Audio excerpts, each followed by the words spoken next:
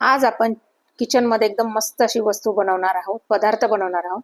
तर चिकापासून किंवा साध्या दुधापासून खरवस तुम्ही सगळ्यांनीच खाल्ला असेल. पण आज मी तुम्हाला आंब्याचा खरवस कसा बनवायचा, तेही चीक किंवा दूध न वापरता ते दाखवणार आहे. व फक्त 3 पदार्थांपासून इतका मऊ लुसलुशीत तोंडात टाकताच विरघळणारा खरवस कसा बनवायचा तेही आज मी तुम्हाला दाखवणार आहे. अत्यंत साधी सोपी रेसिपी आहे आणि विशेष म्हणजे घरच्याच साहित्यांमध्ये फक्त 3 साहित्यांमध्ये इतका मस्त खरवस तयार होतो.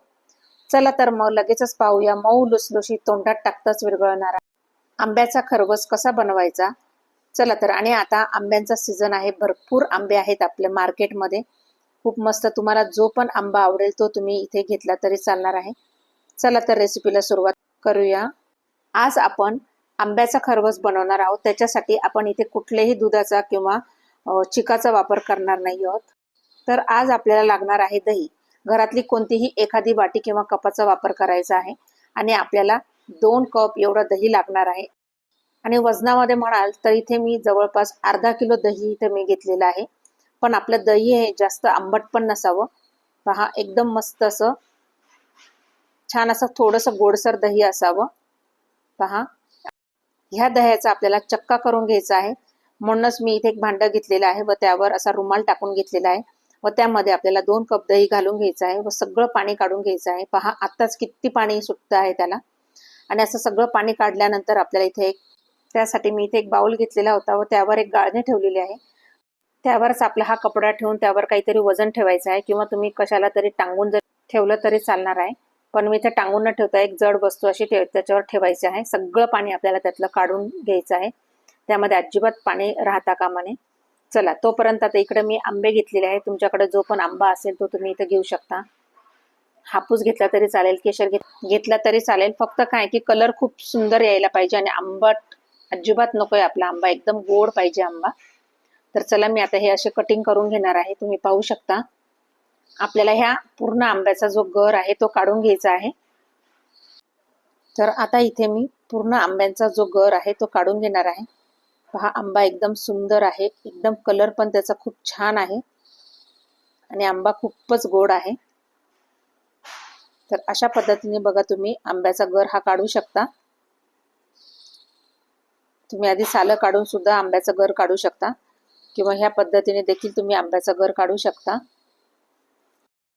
तर आपल्याला इथे आंब्यांचा पूर्ण गर जो आहे हा काढून घ्यायचा आहे आणि त्यानंतर मात्र हा आपल्याला मिक्सरला लावून घ्यायचा आहे.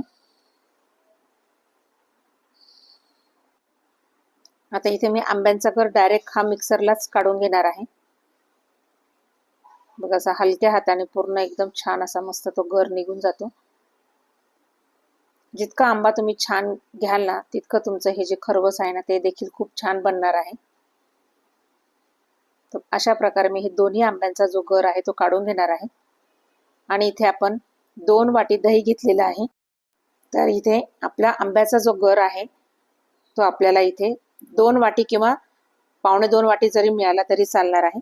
तर हा पूर्ण आता मी मिक्सरला काढून घेतलेला आहे. इथे मी यामध्ये पिठी साखर घालून घेतलेली आहे. 5 चमचे पिठी साखर घालून घेतलेली आहे. आंबा फारच गोड आहे तरी पण साखर घालून घेतलेली आहे मी, कारण हे मेजरमेंट एकदम योग्य आहे. एकदम छान असं गोड असं आपलं खरवस बनणार आहे. ते इथे मी 5 चमचे पिठी साखर टाकून घेतलेली आहे. त्यानंतर मी इथे 1 चमचा वेलची पूड टाकून घेतलेली आहे, जी साखरेमध्येच मी बारीक करून घेतलेली होती. आणि त्यानंतर इथे मी 5 चमचे मिल्क पावडर घालून घेतलेली आहे. इथे तुम्ही कोणत्याही ब्रँडची मिल्क पावडर टाकली तरी चालेल. पण इथे सगळं तुम्हाला हे टाकायचं नसेल तर तुम्ही इथे मिल्क मेडचा वापर जरी केला ना तरी चालणार आहे. पण मी इथे साखर आणि मिल्क पावडर टाकून घेतलेली आहे, वेलची पूड पण टाकलेली आहे. आता हे सगळं मिक्स करून आपल्याला मिक्सरला फिरवून घ्यायचं आहे. मस्त एकदम छान अशी आपली प्युरी तयार होणार आहे आंब्याची. पाहू शकता तुम्ही. वा, किती छान दिसते आहे ना. एकदम मऊसूत झालेली आहे, एक पण गुठळी त्यामध्ये राहिलेली नाहीये. तर हे मिश्रण आपल्याला असंच पाहिजे आहे आणि अजिबात पातळ पण झालेलं नाही. जरी आपण वरतून साखर मिक्स केलेली आहे तरी अजिबात पातळ झालेलं नाही. आता हे तयार झालेलं आपलं मिश्रण आहे ते एका बाउलमध्ये मी काढून घेणार आहे. आता याची कन्सिस्टन्सी पण तुम्ही बघू शकता. आता त्याआधी आपल्याला एक आपलं टीनचं भांडं जे आहे ते तयार करून घ्यायचं आहे. तर मी हे आकाराचं घेतलेलं आहे. तुम्हाला जो पण आकार आवडत असेल किंवा तुमच्याकडे नसला तर तुम्ही अगदी कुकरच्या भांड्यात जरी केलं तरी चालणार आहे. त्याला मी असं थोडंसं तेल लावून घेतलेलं आहे आणि त्याच आकाराचा मी बटर पेपर जो आहे तो लावून घेणार आहे. तुमच्याकडे बटर पेपर नसला तर नुसतं तेल जरी लावून घेतलं तरी चालणार आहे. तर आपण हा आता टीन आपला हा तयार झालेला आहे. तुम्ही पाहू शकता. व्यवस्थित त्याला असं तेल लावून घ्यायचं आहे. पहा, आता हे बाजूला ठेवून आता इथे एका बाउलमध्ये हे सगळं जे मिश्रण आहे आपण तयार केलेलं हे काढून घ्यायचं आहे आपल्याला. मिश्रण पहा किती सुंदर कलर आलेला आहे ना, आणि त्याची कन्सिस्टन्सी तुम्ही बघू शकता किती मस्त मऊसूत आणि अगदी फुललं गेलेलं आहे. आणि आता यामध्ये मगाशी जो मी चक्का बनवायला ठेवलेला होता तो बघा किती छान आपला झालेला आहे. अगदी थोडासाच झालेला आहे. अर्धा लिटर दह्याचा त्यामधलं सगळं पाणी निघून गेलेलं आहे. बघू शकता तुम्ही, जशी क्रीम असते ना तशाच पद्धतीने हा चक्का तयार झालेला आहे बघा.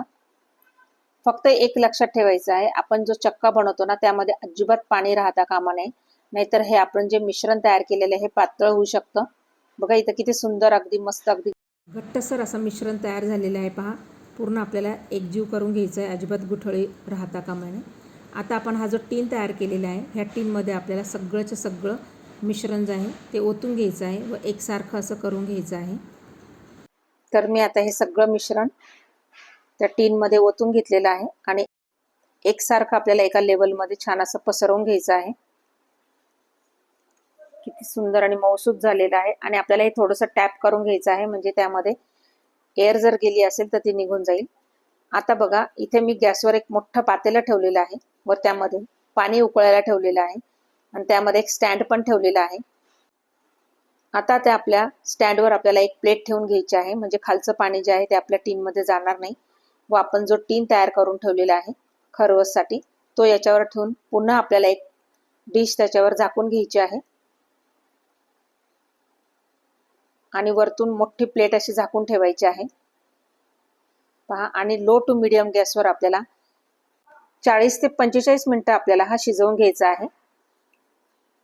आता हे जे आपण दह्याचा चक्का बनवला त्यावेळेस जे पाणी निघालेलं होतं यामध्ये तुम्ही कणिक सुद्धा भिजवू शकता किंवा अगदी तुम्ही विरजनासाठी सुद्धा वापरू शकता किंवा तुम्ही अगदी कढीपत्त्याच्या झाडाला टाकलं ना तरी चालणार आहे. बघा, आता 40 ते 45 मिनिटांनंतर मी काढून बघते आणि त्यामध्ये आपल्याला एक चाकू देखील टाकून बघायचा आहे. तर बघा किती सुंदर झालेला आहे. खरवस एकदम छान असं शिजलेला आहे. तर मग मी आता हा टीन जो आहे तो बाहेर काढणार आहे आणि यामध्ये चाकू देखील मी घालून पाहिला तर अजिबात एकदम क्लीन आपला हा चाकू निघून आलेला आहे. आता हे गार करून घ्यायचं आणि गार केल्यानंतर आपल्याला ही जी कडा आहे ती मोकळी करून घ्यायची आहे आणि एका प्लेटवर आपल्याला हे सगळं पालथं करून घ्यायचं आहे. पाहू शकता तुम्ही व्हिडिओत दाखवल्याप्रमाणे.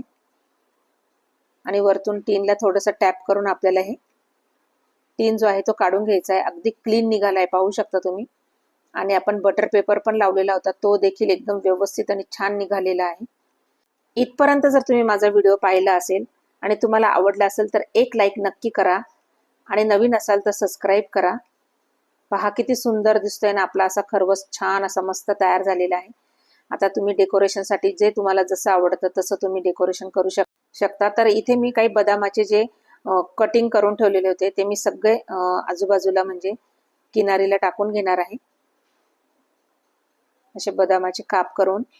त्यानंतर मी इथे आंब्याचे बारीक बारीक क्यूब जे आहे ते कट करून ठेवलेले होते ना ते देखील आपल्याला यावर टाकून घ्यायचे आहे. असा फ्रेश आंब्याचं कटिंग करून जर टाकलं ना तर खूपच छान लागतं. आता यावर मी हे सगळे आंब्याचे कतरण आहे ना ते टाकून घेणार आहे. आता सगळे टाकून झालेले आहे. अजून सजावटीसाठी तुम्हाला जे पण ड्रायफ्रुट्स हवे आहेत तुम्ही टाकू शकता.